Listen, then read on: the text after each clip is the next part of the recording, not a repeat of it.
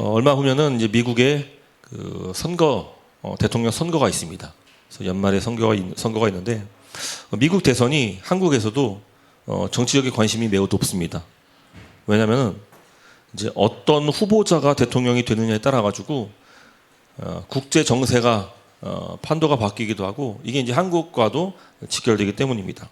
그래서 지금 이 귀추가 주목되고 있는 가운데 지금 미국 이제 대선 후보들이 여기저기 다니면서 유권자들에게 자신의 어떤 자신을 지지해달라고 이제 호소를 하고 있습니다. 근데 이제 우리나라에서도 매우 익숙한 풍경이기도 하지만 이 선거철이 되면 어떻습니까? 이제 후보자들마다 여러 곳곳 전국 방방곳곳을 다니면서 이제 국민의 뜻을 실현해 주겠다고 약속합니다 하면서 막 선거운동을 합니다. 근데 여기에 이제 두 가지 의미가 있는데 첫 번째는 이 민주주의에서는 국민의 뜻이 항상 최우선이어야 합니다. 그 두 번째는 국민들의 선택을 받아야지 대통령이 될 수 있는 거예요. 국회의원이 될 수 있는 것입니다. 그래서 후보자들은 열과 성을 다해서 사람들에게 자신을 지지해달라고 이제 호소하고 제가 국민의 뜻을 이루겠습니다. 이러는 겁니다. 하지만 이제 선거가 마치고 나면 어떻습니까? 이제 국민들이 하나둘씩 실망을 하게 되는데 이제 국민의 선택을 받은 일부 지도자들이 약속을 이행하지 않기 때문입니다. 그렇죠? 그래서 이 한국에도 마찬가지지만 대의민주주의 정치의 어떤 그 가장 기본 요소를 간추려 본다면 첫 번째는 선출된 지도자는 반드시 누구의 뜻을 따라야 됩니까? 국민의 뜻을 따라야 되는 것입니다. 그래서 이 국민과의 맺은 약속은 반드시 지켜야 돼요. 이거 해야 됩니다. 또 두 번째, 국민은 여러분들 우리죠. 자신의 한 표를 정말 소중한데 투표할 줄 알아야 돼요. 그냥 옆 사람이 누구 하라고 해서 찍으면 안 돼요. 정말 이 사람이 내가 바라고 꿈꾸는 것을 실현할 수 있는 자인지, 물론 그 사람의 능력과 자질도 검증해야겠지만 이 사람 정말 신뢰할 만한 사람인지 이거 확인하고 그리고 투표를 해야 되는 것입니다. 여러분, 이 민주주의를 표방하는 나라의 주권이 국민에게 있다면은 하나님 나라에서 왕권은 하나님께 있습니다. 할렐루야. 우리 모든 주권과 왕권은 하나님께 달려있는 거예요. 그래서 하나님 나라는 어떤 곳이냐면은 하나님의 뜻이 최우선적으로 실현돼야 하는 나라가 바로 하나님 나라인 것이에요.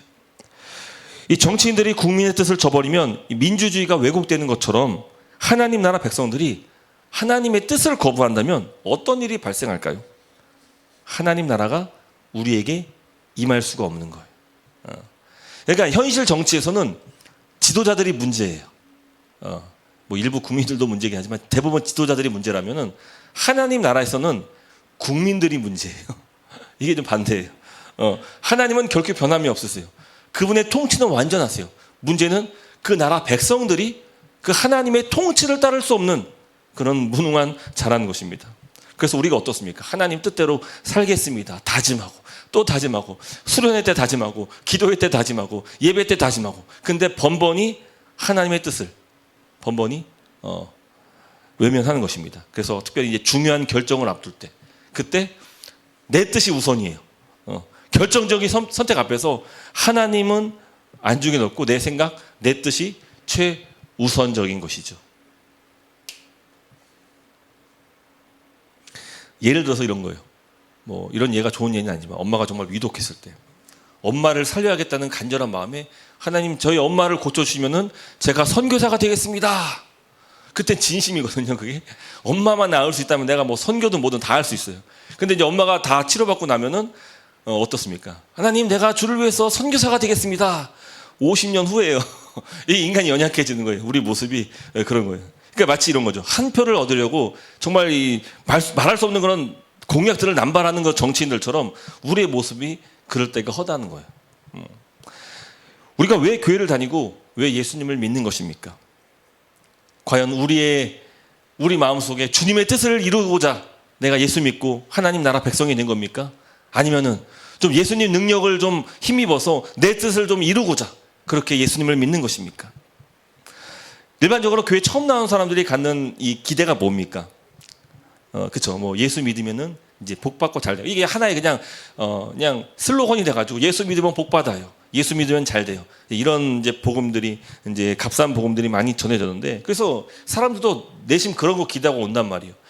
예수 믿으면은 하나님은 살아계시기 때문에 우리 기도가 응답된다. 이제 이런 기대감을 갖고 하나님께 나오는 것이죠. 근데 이게 예수님 당시도 마찬가지였어요. 그 예수님을 따랐던 수많은 군중들이 그 나사렛 예수님을 따랐던 이유 가운데 하나가 뭡니까? 그분이 우리의 배고픈 문제를 해결해 줄 수 있을 거라고 생각했기 때문에, 예수님의 옷자락 만지면은 치유받을 수 있다라고 그렇게 기대했기 때문인 것이죠. 예수님 만나면, 예수님께 기도하면 문제가 해결된다라고 그렇게 생각하고 주님을 그렇게 따라다녔던 것입니다. 하지만 그런 기대감이 어디서 완전히 산산조각 부서지고 맙니까? 그들은 모두 예수님이 왕이 되기를 간절히 고대했어요. 하지만 그 왕이라 생각했던 예수님이 십자가를 지시면서 십자가 위에서 죽임당하실 때, 그때 모든 백성들이 다 예수님을 버렸어요. 심지어 제자들마저도 예수님을 배반했습니다. 물론 우리 성도들도 하나님의 뜻을 구합니다. 그렇죠? 하나님의 뜻이 무엇인지, 하나님의 뜻을 발견하기 위해서 오늘도 하루를 살아갑니다. 내 인생에서 무엇이 하나님께서 나에게 요구하시는 것인지를 우리는 그 뜻을 발견하기를 원합니다. 하지만 종종 우리가 찾는 그 하나님의 뜻에는 좀 불순물이 있는 것 같아요. 뭡니까? 우리는 매사 이제 중요한 결정과 선택 앞서서 하나님 뜻을 구해요. 그렇죠? 이게 하나님 뜻일까? 이거 정말 하나님께서 나에게 바라는 것일까? 이렇게 구하는 것이죠. 그래서 제가 청년들 사역을 하다 보면은 이제 종종 청년들이 찾아와서 이제 상담을 해요. 뭐 예를 들어서 이제 진로 같은 문제도 목사님, 제가 이런 이제 회사를 좀 지원을 하려고 하는데 좀 어떻게 생각하시냐 이렇게 물어보세요. 또 이제 기도를 좀 해달라고 요청하기도 합니다. 근데 아마도 하나님의 뜻이 무엇인지 좀 더 알고 싶어서 그렇게 찾아온 것이라고 생각해요. 근데 문제는 뭐냐면은 하나님의 뜻이라고 생각한 것이 대부분 뭐냐? 바로 내 선택과 내 결정이 과연 나에게 보다 나은 미래와 희망찬 소망을 가져다 줄 수 있는지, 여기에 초점이 있는 거예요. 그러니까 하나님의 뜻이란 내가 잘 되고 내가 복받고 내가 승승장구하고, 이게 곧 하나님의 뜻이라고 그렇게 생각을 한다는 것이죠. 네, 그렇죠? 근데 여러분, 우리가 하나님의 뜻을 알기를 원할 때 하나님의 뜻이 무엇인지를 먼저 알기보다 우리에게 먼저 필요한 것이 뭐냐면은, 과연 나는 하나님의 뜻에 순종할 의도가 있는지, 이걸 먼저 살펴봐야 되는 거예요. 그러니까 하나님의 뜻이 무엇입니까? 이걸 구하기 전에 나는 과연 그 하나님의 뜻에 순종할, 복종할 의지가 있느냐, 이걸 먼저 우리가 살펴봐야 한다는 것입니다. 그렇죠? 자, 오늘 말씀을 통해서 좀 분명하신 하나님의 뜻을 발견하고 그 뜻 앞에 순종할 수 있는 그런 저와 여러분 되시기를 주님의 이름으로 축복합니다. 아멘. 자, 이제 본격적으로 주기도문 세 번째 청원을 살펴볼 텐데, 우리 같이 한번 10절 다시 한번 읽어볼까요? 자, 같이 한번 읽어볼게요. 시작. 나라가 임하시오며 뜻이 하늘에서 이루어진 것 같이 땅에서도 이루어지이다. 아멘. 성경 주석가들은 이 하나님 나라가 임하시오며, 우리가 지난번에 살폈던 거잖아요. 이 하나님 나라가 임하시오며, 이 두 번째 청원과 하나님의 뜻이 이루어지게 하옵소서, 이 세 번째 청원이 서로 다른 것이라고 얘기하지 않아요. 같은 것이라고 그렇게 봅니다. 그 이유가 있어요. 이 두 번째 청원을 이 세 번째 청원이 보충해 준다라고 그렇게 해석을 합니다. 왜냐하면 여러분 잘 보세요. 하나님의 뜻이 이루어지는 그것이 무엇입니까? 그게 하나님 나라예요. 하나님의 뜻이 이루어진 나라가 곧 하나님 나라예요. 그러니까 정리하면, 하나님 나라가 임하게 하여 주옵소서 이렇게 간구할 때는 내가 아버지의 뜻에 순종하겠습니다. 아버지의 뜻이 이 땅에 이루어지겠습니다. 같은 말이에요. 그래서 이 누가복음 버전의 주기도문에는 이 세 번째 청원이 빠져 있어요. 그러니까 두 번째만으로도 이제 완벽한 거예요. 하나님 나라가 임하게 하옵소서. 이게 하나님 뜻이 이루어지게 달라는 그런 기도가 됩니다. 근데 여러분 잘 보세요. 이 세 번째 기도가 얼마나 무시무시한 기도인지 아십니까? 한번 객관적으로 하나님의 뜻이 있다면은 반면에 내 뜻도 있단 말이에요. 근데 하나님의 뜻과 내 뜻이 일치하는 경우가 과연 몇 번이나 있을까요? 우리 살면서. 우리가 일평생 살면서 하나님의 뜻과 내 뜻이 일치하는 경우가 과연 몇 번이나 있을까요? 그러니까 이 기도는요, 다른 말로 내 뜻은 되지 말게 하시고 오직 하나님 뜻만 이루어지게 하옵소서. 이런 기도가 되는 거예요. 그러니까 되게 무시무시한 기도예요. 그러니까 내 뜻은 없어. 내 뜻은 안중에도 없어. 안물 안구. 그러니까 내 뜻은 뭐 중요한 게 아니야. 오직 아버지의 뜻이 이루어지게 하옵소서. 내 뜻이 우선이고 내 생각과 내 판단이 선택이 옳았다고 결정했던 그 모든 과거를 청산하고 이제 하나님 나라 백성이 된 후로 내 삶이 바뀐 거예요. 아버지의 뜻대로 살겠습니다. 그러니까 이 기도에는 아버지 뜻대로 살겠습니다. 이 고백이 함께 담겨 있는 거예요. 그래서 무서운 거예요. 실제로 여러분 사도 바울을 보십시오. 그가 원래는 유대교 사람으로서 그 바리새인 중에 바리새인이고 아주 지독한 교회를 박해했던 자예요. 그래서 교회 믿는 사람, 예수 믿는 사람들을 다 붙잡았고 심지어 예수 믿는 자를 죽이는 그 자리에도 함께 있었던 자가 사도 바울이란 말이에요. 하지만 이 바울이 극적으로 예수님을 만나게 됐어요. 그렇죠? 이 사도행전 9장을 보면은 바울은 예수님의 음성을 듣는데 사울아 사울아 내가 어찌하여 나를 핍박하느냐. 그 예수님의 음성을 듣고 바울이 자기의 죄를 회개하고 완전히 회심했습니다. 그리고는 예수 그리스도의 사도가 되었고 복음을 증거한 자가 되었습니다. 바울은 유대인뿐만 아니라 이방인들에게까지도 복음을 전했습니다. 또 신약 성경의 여러 서신들을 기록하였고, 그러니까 이 바울은 자신의 뜻을 버리고 완전히 하나님의 뜻으로 돌아선 사람이 된 거예요. 누가복음 19장도 마찬가지예요. 삭개오가 등장합니다. 삭개오는 로마 제국의 세리예요. 세리. 근데 세리라고 하고 또 세리장이라고 얘기를 해요. 그래서 세리장이야, 장. 높은 사람이에요. 당시 세리는 세금을 징수하는 과정에서 아마도 부당한 몫을 챙겼던 것 같아요. 삭개오는 돈을 벌기 위해서라면 아마 부당한 방법도 마다하지 않았을 겁니다. 그러나 그가 어느 날 예수님을 만나게 된 거예요. 삭개오야 속히 내려오라. 내가 오늘 너희 집에 함께 있어야겠다. 예수님을 만난 삭개오는 그 자리에서 예수님께 자신의 삶을 회개하고 결단합니다. 주님, 내 소유의 절반을 가난한 자들을 위해서 나눠주겠습니다. 주님, 만일 남의 것을 속여 빼앗은 것이 있다면 4배로 갚겠습니다. 마찬가지. 삭개오도 자신의 뜻을 버리고 내 배를 채우고자 했던 자신의 뜻을 완전히 버리고 청산하고 예수님의 뜻을 온전히 받아들인 겁니다. 여러분, 하나님의 뜻대로 산다는 것은 그동안 내가 살던 방식을 다 버리고 아버지의 뜻대로 살기를 원한다는 것입니다. 지난 설교 가운데 제가 회개를 이렇게 표현했죠. 국적을 바꾸는 것과 같다. 회개를 국적을 바꾸는 것이라고 얘기했는데 맞아요. 국적이 바뀌고요. 더불어서 내 삶의 우선순위도 바뀌게 됩니다. 내 뜻이 아니라 아버지 뜻이 이루어지게 하옵소서. 이게 우리 신앙인들의 회심의 모습이에요. 그래서 우리는 항상 기도할 때마다 주기도문적인 기도를 해야 되는 것이 내 뜻대로 마옵시고 아버지 뜻대로 살기를 원합니다. 이 예수님의 기도를 우리는 기도해야 되는 것입니다. 할렐루야. 자, 그렇다면 이제 아버지 뜻이 무엇이냐 이걸 이제 살펴볼 거예요. 여러분, 성경에는 정말 무수히 많은 아버지 뜻이 나옵니다. 그렇죠? 여러분들이 알고 있는 아버지 뜻은 뭐가 있습니까? 뭐 있을 거예요. 자, 데살로니가전서 5장 16절 18절 말씀 너무 잘 아는 거예요. 항상 기뻐하라. 쉬지 말고 기도하라. 범사에 감사하라. 이것이 그리스도 예수 안에서 너희를 향하신 하나님의 뜻이니라. 아멘. 이게 하나님 뜻을 잘 모를까 봐 아주 여기 명명백백히 써놨어요. 너희를 향하신 하나님의 뜻이 무엇이라고요? 항상 기뻐하라. 쉬지 말고 기도하라. 범사에 감사하라. 그렇죠? 또 로마서 12장 2절 말씀. 너희는 이 세대를 본받지 말고 오직 마음을 새롭게 함으로 변화를 받아 하나님의 선하시고 기뻐하시고 온전하신 뜻이 무엇인지 분별하도록 하라. 또 로마서 8장 27절 말씀. 마음을 살피시는 이가 성령의 생각을 아시나니 이는 성령이 하나님의 뜻대로 성도를 위하여 간구하심이니라. 아멘.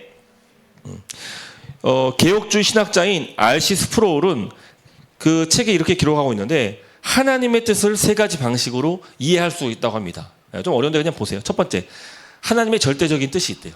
그러니까 예를 들면 이거예요. 하나님께서 태초에 빛이 있으라 하실 때 바로 즉각 빛이 있었단 말이에요. 그러니까 절대적인 하나님의 뜻인 거예요. 예수님께서 나사로야 나와라. 그때 죽은 나사로가 무덤에서 나왔어요. 그러니까 즉각적인 하나님의 그 절대적인 뜻, 반드시 이루신 하나님의 뜻이 있다는 거예요. 자, 두 번째는 하나님 백성에게 요구하신 하나님의 뜻이 있어요. 그러니까 앞서 우리가 읽었던 항상 기뻐하라, 쉬지 말고 기도하라. 이게 뭡니까? 바로 하나님 백성에게 요구하신 아버지 뜻이에요. 자, 그리고 세 번째, 십계명도 마찬가지예요. 그것도 이제 우리에게 명시된 하나님의 뜻입니다. 또 세 번째, 하나님의 성품과 존재를 반영하는 하나님 뜻이 있어요. 이게 좀 어려운데 뭐냐면 이 요한일서 말씀 보면은 거기에 하나님은 빛이시다 이 말씀이 있어요. 그러니까 하나님이 빛이시잖아요. 그분이 어둠이 없단 말이에요. 그러니까 그분의 뜻이 무엇입니까? 빛, 어둠이 없는 것, 죄가 없는 것. 이게 하나님 뜻이에요. 또 요한일서 마찬가지로 하나님은 사랑이시다. 그러면 그분이 원하시는 바가 사랑이라는 것이. 그러니까 그분의 성품과 그분의 존재가 어떤 것을 우리의 하나님 뜻을 알려준다는 것이에요. 그래서 하나님의 공의와 정의를 행하시는 것을 보고 하나님의 자비로우심과 은혜가 풍성하신 걸 보면서 그분의 뜻을 우리는 알 수 있는 것입니다. 여러분, 그래서 이렇게 성경을 차라리 읽지 않았으면 더 나아. 잘 안 읽었으면 더 나았을 것 같아요. 그러니까 하나님의 뜻을 몰랐을 때는 그냥 뭐 이게 하나님 뜻이 될 수 있고 저게 하나님 뜻이 될 수 있어서 그냥 마음껏 살아도 되는데 하나님 뜻을 아니까 어떻습니까? 왜 이렇게 성경에 하나님 뜻이 많은지 이건 뭐 내가 알지도 못할 뿐더러 이거 어떻게 다 지켜야 될지도 참 이게 문제예요, 문제. 예? 이 너무 하나님 뜻을 구하고 순종할 때에 그 결단할 때에 너무 복잡한 거예요. 이 심정이 혼란스러운 거예요. 이게 멘붕 오는 거예요, 멘붕. 예? 마치 이런 거예요. 그러니까 사랑하는 여자친구가 남자친구한테 나는 너에게 딱 한 가지만 요구해. 얼마나 좋습니까? 한 가지만 바란대요. 그냥 나만 사랑해줬으면 좋겠어. 근데 이 말이 얼마나 위험한 말인지 아십니까? 나만 사랑해줬으면 좋겠어. 이 말에 어떤 것이 포함되어 있느냐면 다른 이성과 이제 절대 연락하면 안 돼. 이런 게 포함되어 있는 거예요. 나만 바라봐야 돼. 그러니까 이제 모든 SNS 계정 나한테 공개해야 돼. 나한테 다 검열 받아야 돼. 항상 내 기분을 잘 읽어주고 내가 원하는 것을 네가 미리미리 잘 챙겨줘야 돼. 뭐 데이트 비용은 항상 네가 다 부담해야 돼. 그러니까 여러 가지 많은 것들이 이 안에 포함되니까 너는 나만 사랑해야 돼. 근데 우리가 이 하나님을 바라볼 때도 너희는 내 뜻만 내 뜻을 온전히 순종해야 돼. 내 뜻이 이루어져야 돼. 라고 하면은 이 복잡 미묘한 이 여자친구의 생각을 하면서 이게 감정이 미묘해지는 거예요. 딱 한 가지만 바란다면서 너무 많은 요구하는 그런 하나님을 우리가 이 성경 말씀 통해서 이제 발견하게 되는 것이죠. 근데 여러분, 그게 아니에요. 그런 거 아닙니다. 이게 하루에도 몇 번씩 바뀌고 뒤집어지는 건 우리 사람의 감정과 달리 하나님은 어떠십니까? 그분은 변함이 없으세요. 그분은 항상 일관되세요. 항상 그대로세요. 그래서 여러분, 우리가 이제 무심코 이런 말 이제 하면 안 돼. 막 하나님의 뜻대로 하면 돼. 막 이런 표현들, 이게 쉬운 표현도 아니에요. 이거 하나님 뜻이 얼마나 많은데 간혹 이제 같이 신앙 상담하면은 그거 다 하나님 뜻대로 안 해서 그런 거라고. 하나님 뜻 어떤 거요? 물어봐요. 이제 반문한 거예요. 하나님 뜻 어떤 거 얘기하시는 것이죠? 그 성경 말씀대로 안 해서 그런 거예요. 그러니까 도대체 성경 말씀 어떤 거 때문에 제가 그런 거죠? 이게 따져봐야 돼요. 또 기도하고 하나님 뜻 구하면 다 돼. 그러니까 기도했는데 어떤 뜻을 얘기하는 거예요? 그러니까 성경 얼마나 많은 하나님 뜻이 있는데. 그러니까 이 유별난 여자친구 상대하듯이 하나님 상대하면 안 되는 거예요. 자, 그래서 이 하나님은 절대 변함이 없으시다는 거예요. 이게 제일 중요해요. 하나님 속성에는 불변하심이 있어요. 변하지 않는다는 것이죠. 항상 동일하세요. 근데 성경을 보면은 하나님께서 창세전부터 갖고 계셨던 기쁘신 뜻이 나와 있어요. 그러니까 창세전부터면은 하나님께서 처음 정하셨던 그 뜻이 있는데 그걸 성경이 우리에게 기록하고 있어요. 근데 그게 뭐냐면은 바로 우리를 구원하시고 우리를 거룩하고 흠이 없게 하시는 것이. 자, 같이 한번 볼까요? 에베소서 1장 4절 5절인데 같이 한번 읽어볼게요. 시작. 곧 창세전에 그리스도 안에서 우리를 택하사 우리로 사랑 안에서 그 앞에 거룩하고 흠이 없게 하시려고 그 기쁘신 뜻대로 우리를 예정하사 예수 그리스도로 말미암아 자기의 아들들이 되게 하셨으니 아멘. 여러분, 십계명이요, 원래는 십계명이 안 주어졌잖아요. 근데 언제 생겼습니까? 이스라엘 백성들을 구출하시고 그들과 언약을 맺으면서 십계명을 주셨습니다. 이게 내 뜻이니까 내 뜻대로 해야 돼. 근데 이런 게 안 주어졌어요. 처음에는, 태초에 천지에 창조하셨을 때는 이런 게 주어지지 않았어요. 왜요? 하나님 뜻대로 우리가 살아갈 수 있거든요. 근데 인간이 타락하고 범죄하니까 인간들이 어떻습니까? 이제 하나님의 뜻대로 사는 것을 보기가 힘들어진 거예요. 그러니까 살아가는 존재 목적 자체가 하나님께 반역하는 거예요. 그 삶 전체가 하나님께 대적하는 삶이란 말이에요. 그러다 보니까 성경책에 수많은 하나님의 뜻들이 쭉쭉 나오게 되는 거예요. 워낙 인간들이 하나님의 뜻에 순종하지 않기 때문에. 근데 잘 보세요. 창세 전부터 하나님께서 처음부터 가지고 계셨던 그분의 뜻이 있었는데 그것이 무엇이냐? 바로 우리가 구원받고 거룩하고 흠이 없게 되는 것이, 그게 하나님의 기쁘신 뜻이라는 거예요. 그리고 우리가 5절 말씀, 자기의 아들들이 되는 것이 그게 하나님의 뜻이라는 거예요. 이것을 예정하셨고 이를 위해서 예수님을 보내셨고 성령님을 우리에게 보내주신 것이죠. 할렐루야. 그래서 여러분, 하나님의 기쁘신 뜻이란 죄인들이 구원받고 거룩하게 되는 것이고 우리가 하나님의 자녀들이 되는 것입니다. 할렐루야. 이제 에베소서는 이런 식의 표현들을 어떻게 말하냐면 바로 우리가 거룩한 교회가 되는 것이다 라고 그렇게 말해주는 거예요. 그러니까 아버지의 뜻은 에베소서 표현식으로 말하자면 우리가 거룩한 교회가 되는 것이. 자, 이제 세 번째 청원에서 우리가 주목해야 될 표현이 있는데 이게 이제 하늘에서 이루어진 것처럼 땅에서도 해요. 그러니까 하나님 뜻이 하늘에서는 이루어졌어요. 그렇죠? 근데 아직 이 땅에서는 이루어지지 않은 것이죠. 여러분, 성경은요 하늘과 땅을 긴밀하게 연결하는 그런 말씀들이 종종 나옵니다. 성경에 나옵니다. 이제 빌립보서 3장 20절 말씀인데, 이제 그러나 우리의 시민권은 하늘에 있는지라 거기로부터 구원하는 자 주 예수 그리스도를 기다리로니. 여기서 말하는 우리가 누굽니까? 교회, 하나님 백성, 거룩하고 흠이 없는 거룩한 하나님의 자녀가 교회란 말이에요. 그러니까 교회의 시민권이 하늘에 있대요. 그러니까 하늘과 교회를 연결시키는 거예요. 또 다음 편, 또 에베소서 2장 6절 세 번역인데, 하나님께서 그리스도 예수 안에서 우리를 그분과 함께 살리시려고 하늘에 함께 앉게 하셨습니다. 그러니까 하늘과 교회를 또 연결시키는 거예요. 그러니까 하늘에서는 우리가 이제 교회에 함께 하늘에 앉아 있는 거예요. 그리스도와 함께. 근데 이 땅은 아직 아닌 것이죠. 또 에베소서 1장 10절 말씀, 하늘에 있는 것이나 땅에 있는 것이 다 그리스도 안에서 통일되게 하려 하심이라. 역시 하나님은 하늘에 이루신 뜻을 이 땅에서도 나타나기를 원하시는데 그 뜻이 무엇이냐면 바로 하나님의 통치며 하나님의 나라, 하나님 나라, 이게 이 땅에도 임하기를 원하시는 거예요. 하늘에서는 여러분 하나님의 통치 다스림이 완전하단 말이에요. 근데 이 땅은 아직 아닌 거예요. 이 땅은 아직 아닌 거예요. 근데 그 하나님의 통치와 다스림이 어디에 충만히 임했습니까? 교회. 그래서 성경 말씀은 우리의 시민권이 하늘에 있다고 얘기하는 거예요. 완벽하신 하나님의 통치가 이루어지고 있는 하늘에 우리의 시민권이 있는 거예요. 우리는 예수 그리스도와 함께 지금 하늘에 함께 앉아 있는 거예요. 누가요? 교회가 말입니다. 여러분 잘 들어보세요. 이 땅에 임한 하나님의 통치는 주님이 피로 세우신 교회에서 나타났습니다. 아버지는 창세전부터 이 땅에 교회를 세우실 뜻을 갖고 계셨어요. 물론 교회가 아니어도 아버지의 뜻은 이루어집니다. 네. 교회 밖에서도 이루어져요. 하지만 교회가 특별한 이유가 있어요. 그것은 뭐냐? 교회의 머리가 누구십니까? 우리 주 예수 그리스도. 그분의 통치가 이 교회 가운데 나타난 거예요. 그래서 이 교회가 중요한 거예요. 아버지는요 이 땅의 교회를 주의 통치가 임할 수 있도록 이 땅에 예수 그리스도를 보내주셨습니다. 그리고 사랑하는 독생자를 희생시키시면서 이루신 일이 바로 교회를 세우신 것이고, 교회를 통해서 하나님의 나라와 아버지의 뜻을 이루십니다. 여러분, 이 교회는요 오직 주의 통치 다스림이 있어야 돼요. 여기에 내 뜻은 자꾸만 제거돼야 돼요. 내 생각과 내 욕심이 자꾸 파고들 때마다 우리는 기도해야 돼요. 결단해야 돼요. 아버지 뜻이 이루어지게 하옵소서.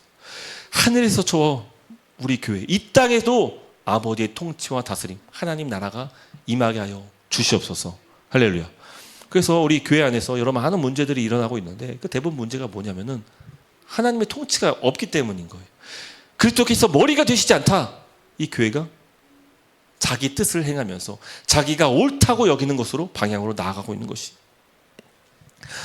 우리는 우리의 뜻이 아버지의 뜻에 일치하기를 바라며 기도해야 합니다. 그리고 우리는 예수님으로부터 그 모범을 찾아볼 수 있습니다. 주님이 이 땅에 오시는 목적은 하나님 뜻을 이루기 위해서였어요. 그렇죠? 우리 주님은 죄인들을 구원하시고 또 거룩해 하시며 우리를 자녀 삼기 위해서 성육신 하셨습니다. 그래서 그분이 해야 했던 최종 사역이 무엇입니까? 바로 십자가를 짓는 일이. 그분은 반드시 아버지의 뜻을 이루기 위해서 십자가를 지고 죽임 당하셔야만 했던 것입니다. 모든 죄인들을 대신하여서 죄의 형벌을 받아야 했습니다. 그러나 우리 주님도 십자가를 지기 바로 하루 전날 밤 무척 괴로워하셨어요. 겟세마네 동산에서 땀이 핏방울이 되도록 간절히 아버지께 구하였어요. 누가복음 22장 42절 말씀인데, 아버지요, 아버지의 뜻이거든 이 잔을 내게서 옮기시옵소서. 여기서 말하는 잔은요, 이 잔은 십자가 죽음을 말하는 거예요. 십자가 죽음. 아버지의 뜻이거든 이 십자가 죽음을 내게서 옮겨 주옵소서. 나 너무 힘들어요. 아버지, 나 너무 힘들어요. 이 십자가를 들 생각하니까 너무 가슴이 미어져요. 고통스러워요. 하지만 그럼에도 불구하고 예수님은 자신의 뜻을 꺾으신 이유가 바로 십자가를 지는 일이 그게 바로 아버지의 뜻이기 때문이에요. 그래서 뭐라고 기도합니까? 내 뜻대로 마옵시고 내 원대로 마옵시고 아버지의 원대로 되기를 원하나이다. 이게 바로 주기도문에서 주님께서 우리에게 말씀하시는 이 세 번째 청원인 거예요. 내 뜻대로 마옵시고 아버지의 뜻이 이루어지기를 원하나이다. 여러분, 우리가 주님의 뜻을 따라 아버지의 뜻을 따를 때 우리 삶에 자연스럽게 변화가 나타날 수밖에 없는 거예요. 이전에 내가 살았던 모든 생활 방식에서 이제는 우리는 탈바꿈되어서 아버지의 뜻을 이루는 그런 거룩한 교회로 바뀌게 된 것이죠. 주님은 이 땅의 교회를 통해서 아버지의 뜻을 계속해서 이루십니다. 이 나들목 교회를 담임하시는 김영구 목사님은 주기도문 강의 책을 이제 쓰면서 이렇게 기록하고 있는데, 아버지의 뜻이 이루어지는 방식을 하나님과 성도와의 동역으로 설명을 합니다. 그러니까 하나님 나라를 세우기 위해서 하나님께서 교회와 동역하신다는 거예요. 성경을 보면은 하나님은 하나님 백성과 함께 일하십니다. 이런 장면들이 많이 나옵니다. 대표적인 장면이 바로 이제 이스라엘 백성들이 아말렉과 전투를 하는 장면입니다. 그러니까 이스라엘 백성들이 이제 애굽을 떠나서 이제 광야 가나안 땅으로 가고 있는데 마침 이제 아말렉이 나타난 거예요. 그리고 이스라엘 백성들을 함께 전쟁을 하는 겁니다. 이때 어떻습니까? 이제 여호수아를 필두로 장정들이 칼을 들고 나가서 전투에 임합니다. 또 모세는 높은 산 위로 올라가서 지팡이를 들고 높이 손을 들었습니다. 이때 놀라운 일이 벌어졌는데, 이 모세가 팔을 들면은 이스라엘이 이기고 모세가 팔을 내리면은 이스라엘이 지는 거예요. 그래서 이스라엘을 이기기 위해서 이제 두 사람이 모세와 이제 모세의 두 팔을 이제 끝까지 들어가지고 결국 승리를 하게 됩니다. 여러분, 이 전쟁의 승리의 비결이 무엇일까요? 이 승리의 전쟁의 비결, 전쟁의 승리의 비결이 무엇일까요? 이게 대부분 이 장면이 어떻게 이제 전해지냐면은 모세가 이 팔을 드는 이 동작을 이제 기도로 본단 말이에요. 그래서 모세가 기도했기 때문에 이스라엘이 이겼다. 이렇게 이제 해석들이 됩니다. 물론 맞습니다. 모세가 팔을 들어서 뭐 그 기도라고 할 수도 있어요. 기도로 해서 승리한 것일 수도 있습니다. 근데요, 더 중요한 것이 있어요. 여호수아도 칼을 들고 나가 싸웠잖아요. 여호수아는 칼 안 들고 그냥 모세만 팔 들고 있으면 어떻게 될까요? 이거 뭐 다 그냥 모가지 다 댕강하는 거지 뭐. 뭐 팔만 들고 있어. 야, 다 같이 팔 듭시다. 뭐 어떻게 됩니까? 안 되는 거죠. 여호수아는 가서 싸운 역할을 맡은 거고, 또 모세는 또 기도한 역할을 맡은 거예요. 근데 여러분, 이 전쟁에서 승리할 수 있었던 비결은, 성경이 말하고자 하는 말은 무엇이냐? 바로 이 전쟁은 하나님이 이기게 하신 전쟁이라는 거예요. 이게 중요한 거예요. 우리의 기도가 중요한 게 아니라 하나님이 이 전쟁을 승리케 하셨다. 이게 이 본문에서 말하고자 하는 의도인 것이에요. 그래서 하나님은요, 우리가 기도하지 않더라도, 여러분, 모세가 팔을 들지 않더라도 얼마든지 승리할 수 있단 말이에요. 근데 우리에게 보여주는 것은 하나님이 우리의 기도를 통해서 역사하신다는 것을 우리에게 말하고 있는 것이에요. 여러분, 우리는 창세전부터 계획하신 하나님의 뜻에 대해서 배웠습니다. 바로 죄인들이 구원받고 또 성도들이 거룩해지는 것입니다. 우리를 향한 아버지 뜻은 구원과 거룩이에요. 그리고 바로 이 구원과 거룩은 교회를 통해서, 교회 사역을 통하여서, 교회에 함께 일하는 성도를 통해서 하나님 나라가 이루어지는 거예요. 하나님이 뚝딱 만들어가는 것이 아니라 우리의 헌신과 우리의 노력과 성도들의 기도와 우리의 연합과 우리의 거룩을 통하여서, 복음 증거함을 통하여서 하나님 나라가 이 땅 가운데 임하는 거예요. 그래서 여러분, 교회는요, 그 존재 목적 자체가 아버지의 뜻을 이루기 위해서 존재하는 것이. 할렐루야. 그래서 우리는 날마다 기도해야 돼요. 아버지의 뜻이 이루어지게 하옵소서. 얼마든지 우리는 아버지의 뜻과 무관한 내 뜻을 주장할 때가 있을 거예요. 그때마다 나의 뜻을 억누르고 오직 이 교회를 통해서 이루고자 하는 아버지의 뜻이 실현될 수 있도록 우리는 그때마다 기도하기를 해야 한다는 것입니다. 자, 이제 마지막으로, 그렇다면 우리 산의 교회를 향하신 아버지 뜻이 무엇입니까? 바로 우리의 교회 비전이라고 얘기할 수 있죠. 바로 성경적 교회, 선교적 교회를 이루는 것이 이게 아버지 뜻이, 이게 우리 교회를 향하신 하나님의 뜻인 거예요. 그래서 우리 이 성경적 선교적 교회의 비전은 영구적인 교회 비전이에요. 이거 나중에 바꾸지도 않을 거야. 계속 주장창 이것만 할 거예요. 그래서 저는 이 비전이 참 하나님께 참 주신 거에 대해서 감사하게 생각해요. 왜요? 여기에 구원함도 있고 거룩함도 있어요. 마태복음 5장 14절 말씀입니다. 너희는 세상의 빛이라 산 위에 있는 동네가 숨겨지지 못할 것이요. 자, 이 말씀 우리 너무 잘 아는 말씀이죠. 우리 교회 이름이 여기서 왔습니다. 그렇죠? 우리 교회 이름이 여기 왔어요. 우리 교회 이름이 이 산상설교 가운데 일부분으로 이 일부분에서 왔는데, 산상설교의 핵심이 무엇입니까? 정말 많이 설교해가지고 이 산상설교의 핵심 가르침 무엇입니까? 한 단어로 얘기하자면 거룩이에요. 거룩. 그래서 존 스토트 목사님은 이제 6장 말씀을 근거로 산상설교의 핵심을 꼽는데, 너희는 그들을 본받지 말라. 그들을 본받지 말라. 이 말씀하는 거예요. 이방인들을 본받지 말라. 불신자들을 본받지 말라. 바로 다르게 살라는 거예요. 우리 보고 다르게 살라. 이 거룩이죠. 거룩. 우리가 이 땅에서 거룩하도록 부르신 아버지의 뜻을 행할 때 어떤 일이 일어납니까? 마태복음 5장 16절 말씀이에요. 같이 읽겠습니다. 시작. 이같이 너희 빛이 사람 앞에 비치게 하여 그들로 너희 착한 행실을 보고 하늘에 계신 너희 아버지께 영광을 돌리게 하라. 아멘. 맞습니다. 우리의 빛과 거룩함으로 불신자들이 아버지를 보고 하나님을 영접할 수 있게 된 것이죠. 그리고 하나님께 영광을 올려드리는 것이 누구를 통해? 교회를 통해. 우리 산이의 교회의 거룩함을 통해, 우리가 비추는 빛을 통해서 열방 사람들이 하나님 주님을 보게 될 것입니다. 이 땅에 아버지의 뜻을 행하는 많은 교회들이 세워지길 간절히 소망합니다. 또 우리 교회는 교회대로서 또 기도해야 될 줄 믿습니다. 아버지, 우리 산이의 교회를 통해 아버지의 뜻을 이루게 하여 주시옵소서. 내 뜻대로 마옵시고 아버지 뜻대로 되게 하여 주시옵소서. 이와 같이 나아갈 수 있는 저와 여러분 되시기를 주님 이름으로 축복합니다.